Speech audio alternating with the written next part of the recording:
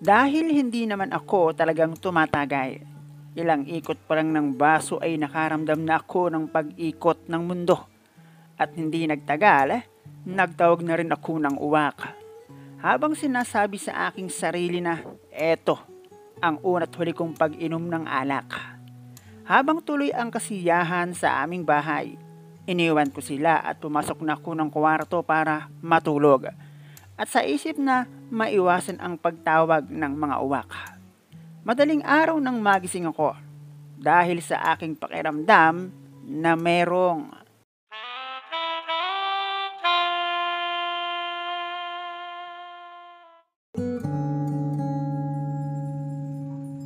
itago mo na lang ako sa pangalang Alexa, 23 years old.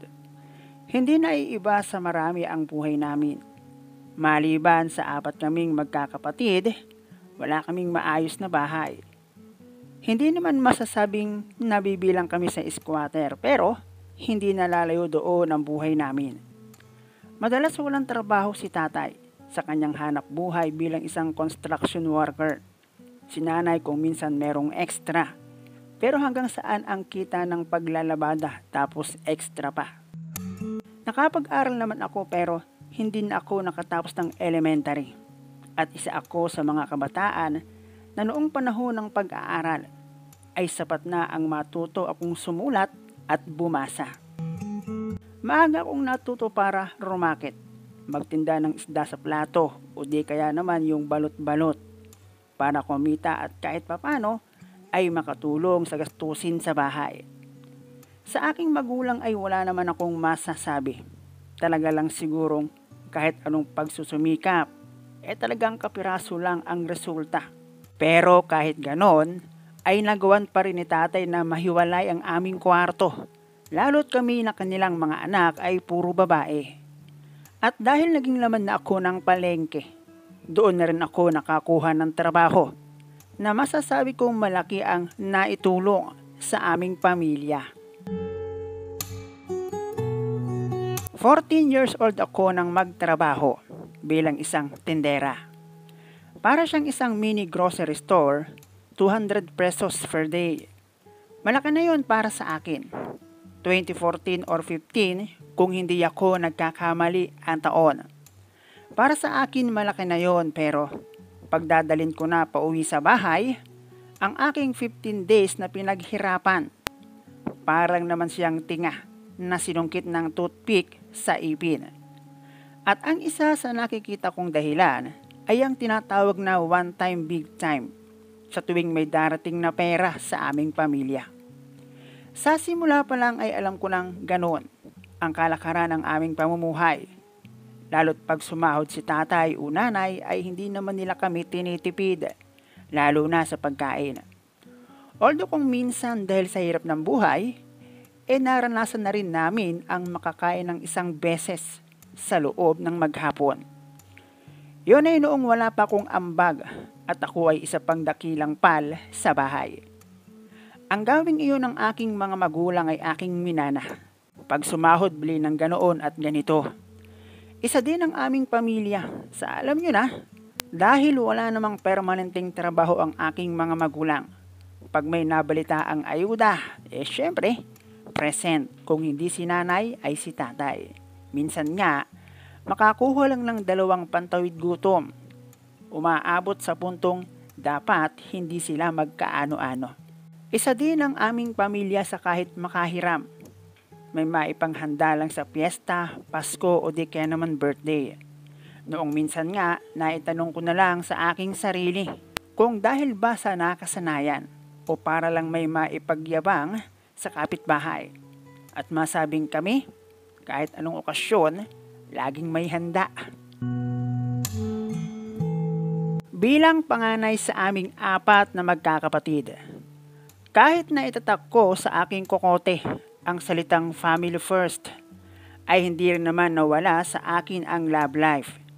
Aanhin ang ganda at kaseksihan kung magiging display lang. 16 years old ako nang magkaroon ng first boyfriend. At hindi sa pagyayabang, dahil hindi naman karapat dapat na ipagyabang. 5 buwan pa lang kaming mag-on, ay ay nagawan na ni BF ng paraan para makapasok sa sagradong kuweba. Tulad din ng ibang magjowa, katipan, BF o kung ano pa man ang ibang katawagan, hindi lang isang ulit iyon nangyari. At sa almost 3 years namin na mag-on, ay umabot din kami sa puntong ang lahat ay parabang nawawala na ng effort na hindi tulad noong una. Naisip ko na siguro ganun din pag mayroon ng asawa, nakakasawa pagtagal ng panahon.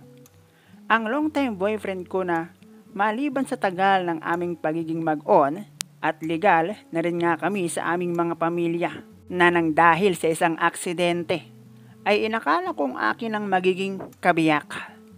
Nasabi ko na natural sa amin ang merong handaan kapag merong okasyon. At isang pangyayari doon ang hindi ko na nga inaasahan ay talagang hindi pa katanggap-tanggap. Pasko noon at kaliwat kanan ang handaan at palitan ang dating ng bisita. Dahil alam nila na sa amin merong malalamon. Pero marami doon mga kamag-anak lang din namin. Hindi ako literal na manginginom o mas tamang sabihin na hindi talaga ako nag-iinom dahil una, babae ako. At kita ko kay tatay at nanay ang resulta ng labis na pag-inom ng alak. At kung ilang beses na rin akong naglinis ng kanilang suka na may hindi maipaliwanag na amoy. At noong araw na iyon ay first time ko na tumagay dahil na rin sa udyok ng ilang kamag-anak. At dahil hindi naman ako sanay na tumagay, kung hindi ako nagkakamali, bago patalunin ng dilim ang liwanag, ay hindi na maganda ang aking pakiramdam. Ilang tapat pa lang sa akin sa bawat pag-ikot ng baso. Pakitingin ko sa kesame ay umiikot na. At hindi nga nagtagal ay nagtawag na ako ng uwak na halos sumapaw sa aming pulutan. At makalipas ang ilang ulit na pagtatawag ko ng uwak ay nagpasya kong matulog na. Hindi malinaw sa aking isip kung bakit doon ako natulog sa kwarto ni nanay. Siguro dahil na rin sa wala na ako sa tamang pag-iisip at nagising ako madaling araw dahil sa bigat ng pakiramdam.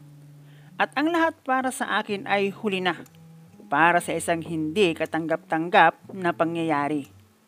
Kinausap ako ni tatay at sinabing nagkamali lamang siya ng akala. Dahil tulad ko ay nakainom din siya. Ang totoo niyan ay napagalitan pa ako ni tatay dahil una ay hindi naman raw ako nag-iinom at ikalawa, bakit doon ako natulog sa kanilang kwarto. At doon nga ay nasali sa usapan namin ang boyfriend ko na itago na lang natin sa pangalang B-Boy. At sa tagal na raw ng aming relasyon ay imposible naman raw na walang something sa amin at obvious naman raw. At marami naman raw ang nakakaalam na meron akong BF at si B-Boy ngayon. Na noong araw na iyon ay umuwi ng probinsya. Hindi ko alam kung magagalit ako kay tatay. Pero syempre, nandoon na ang sama ng loob. Masakit pero wala namang may gusto. At alam ko naman kung gaano siya kabuti sa amin. At ang lahat nga ay itinuring namin na isang aksidente. At yon ay naging sa pagitan lang namin ni tatay. Aminado naman ako na buwan-buwan din kami ni B-Boy. Dahil hindi naman nagkakalayo at nagkakaiba ang aming trabaho. Pero syempre, di ba?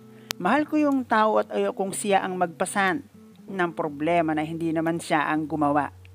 Mabuti na lang, walang bunga ang naging kamalian na iyon. Ayun, after all, hanggang ngayon ay isa pa rin akong tendera. Pero iba na ang aking boyfriend. Pero hindi pa rin nalalayo sa kung ano ang trabaho meron ako. Ang hirap pala ng ganito. Habang umiidad ako, nakikita ko ang hirap ng buhay sakaling magkaroon ako ng pamilya na hindi handa. Nakakaiyak. Tapos hindi tamang butas pa ang napasukan.